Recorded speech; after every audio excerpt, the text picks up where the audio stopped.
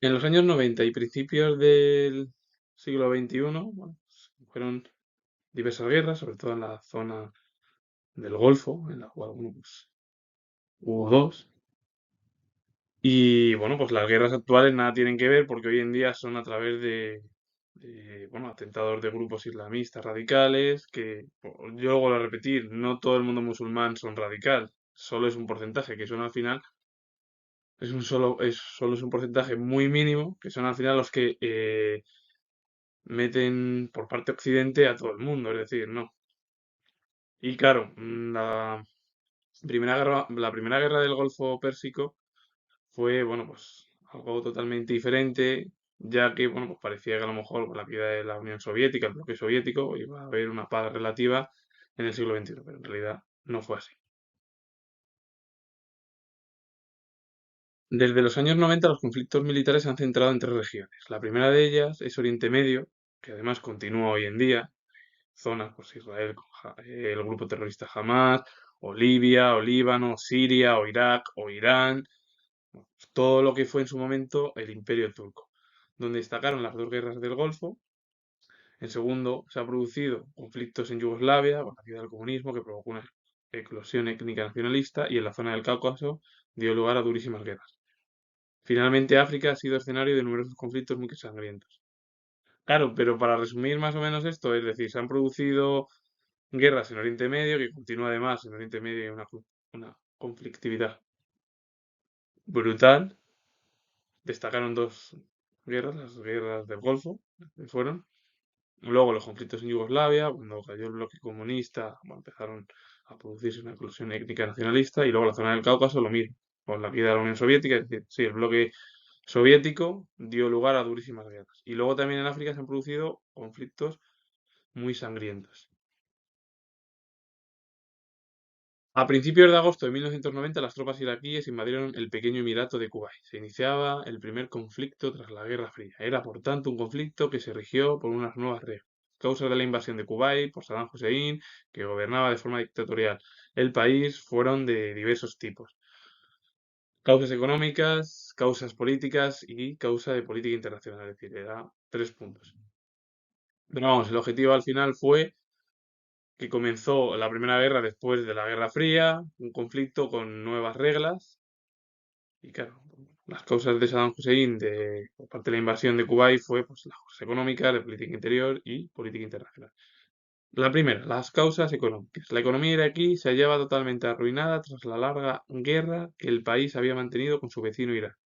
El elevado coste endeudamiento exterior de Irak en estos años le impedía, además, tener acceso a más créditos internacionales, y las empresas multinacionales eran reticentes a invertir en el país.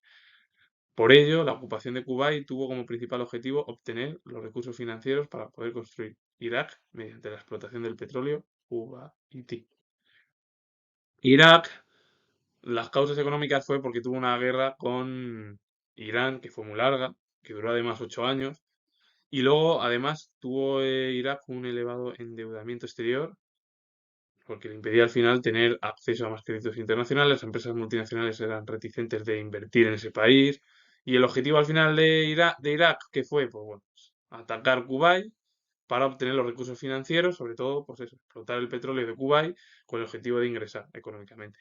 Al final los países se rigen cuando invaden es por economía, nada más, es decir, por dinero, que es lo principal.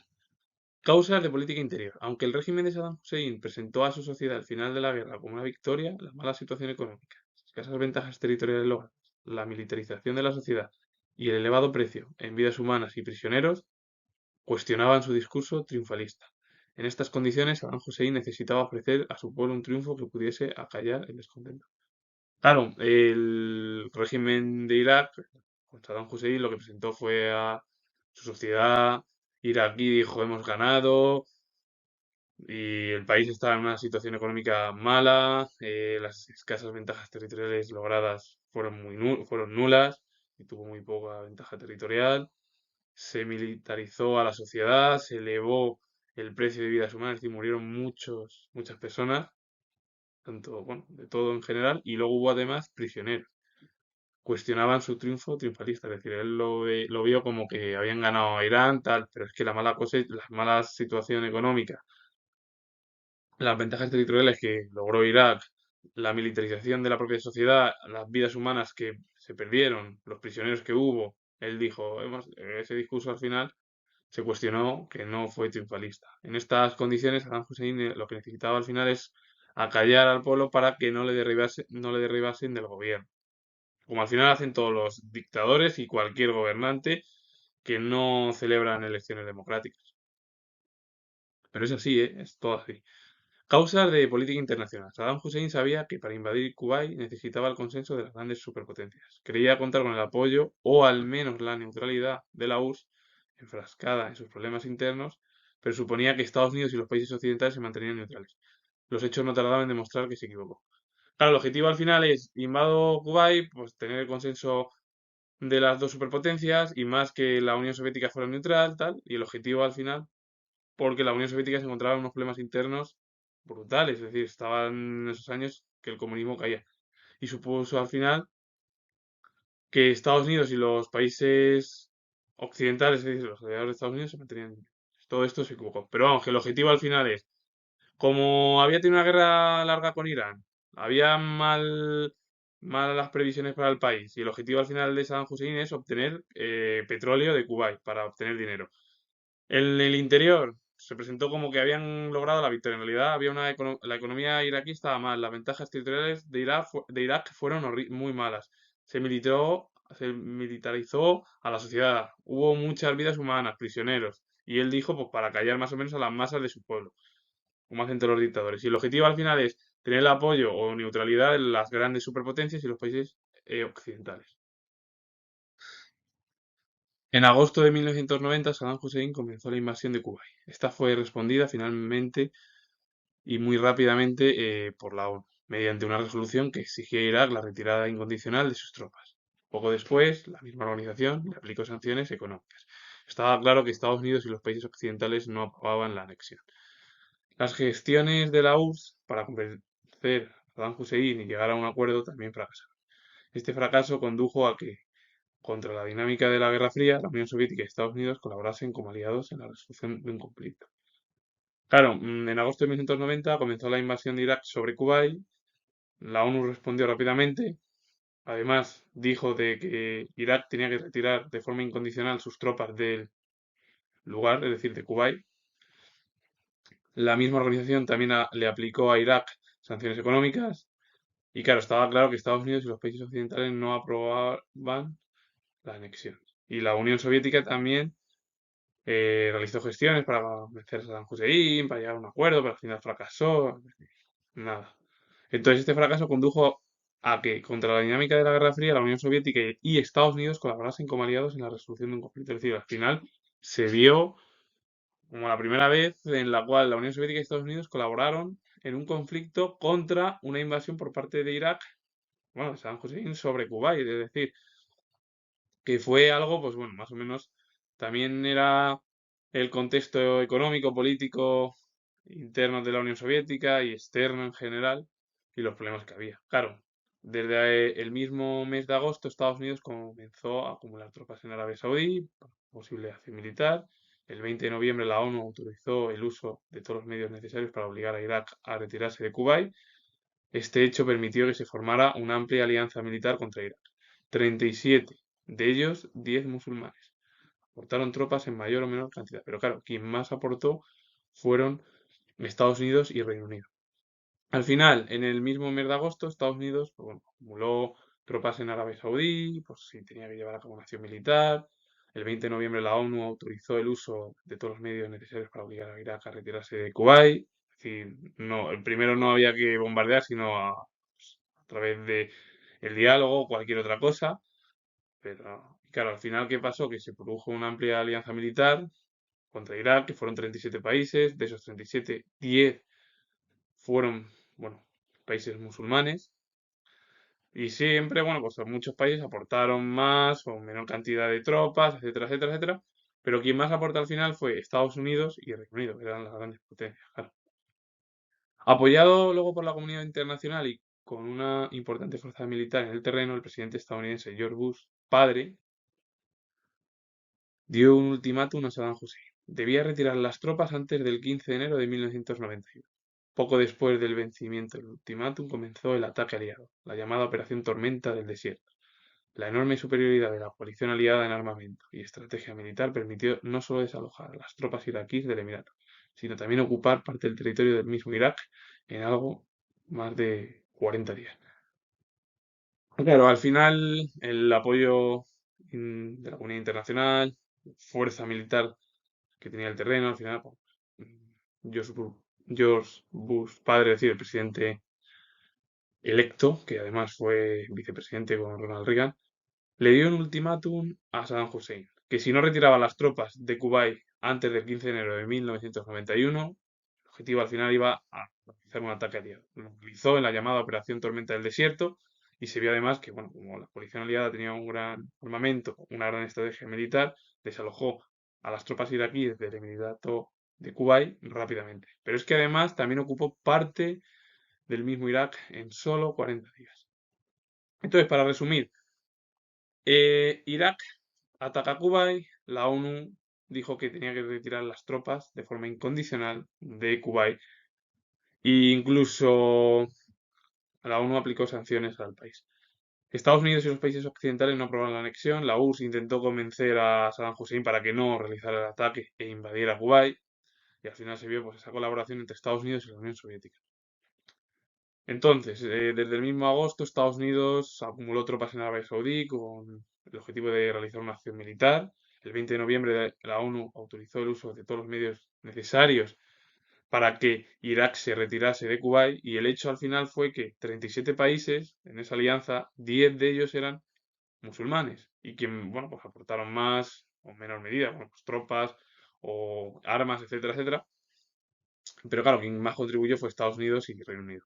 Entonces, ya con el apoyo internacional, una importante fuerza militar en el terreno, Estados Unidos, con el presidente George Bush padre a la cabeza, dio un ultimátum a Saddam Hussein que retirase las tropas iraquíes de Kuwait antes del 15 de enero de 1991. Finalmente no lo hizo y al final atacaron en la Operación Tormenta del Desierto. ¿Y qué hizo la coalición aliada, que tenía gran armamento y estrategia? Derrotar directamente y quitar o desalojar a las tropas iraquíes de Kuwait y bueno, también ocupar gran parte del territorio de Irak en solo 40 días.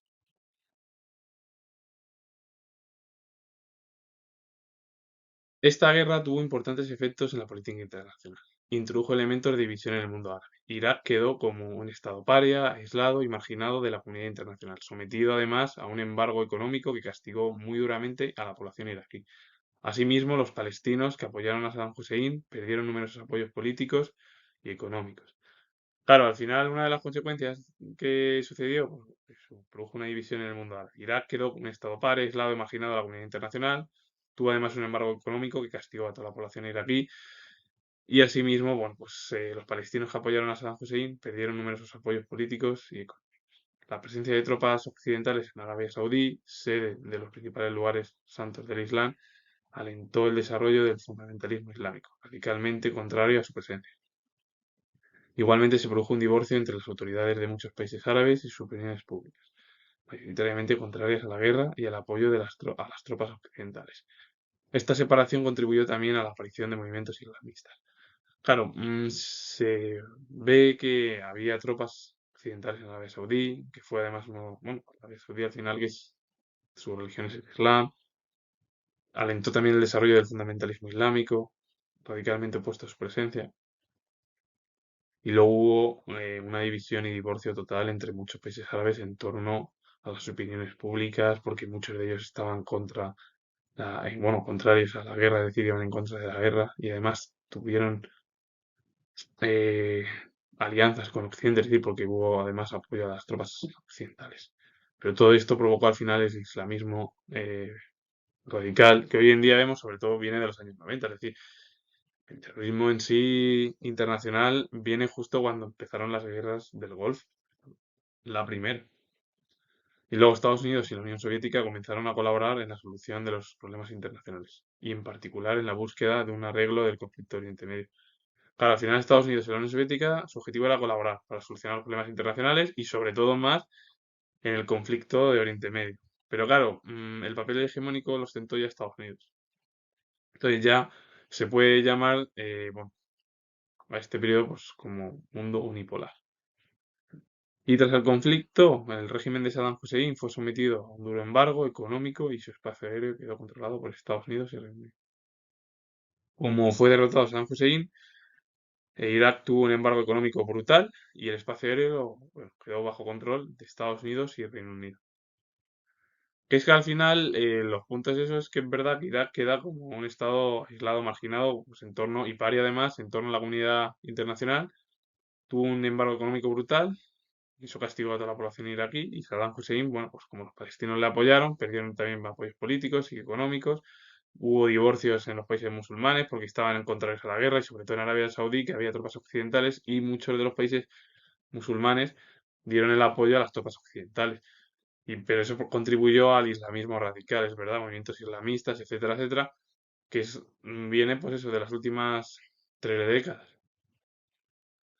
El objetivo al final de Estados Unidos y la Unión Soviética, antes de que el bloque soviético se desintegrase, era pues arreglar la política internacional y llevar alguna solución, y sobre todo en Oriente Medio más. Y más el ejemplo pues, que vivieron con la derrota en Irán de Estados Unidos, que estaba el Shah, que era pro-occidental, o el gobierno prosoviético en Afganistán, que también cayó y se convirtió al final, tanto Irán como Afganistán, en regímenes islamistas. Pero el problema ya es que Estados Unidos se controló el mundo. Ya la Unión Soviética decayó con los problemas internos, económicos, etcétera, etcétera. Y claro, Saddam Hussein, el propio régimen de Irak, quedó en un embargo económico fuerte y el espacio aéreo controlado por Estados Unidos y Reino Unido. Y esto es la Primera Guerra del Golfo, que al final contribuyó, bueno, pues hace.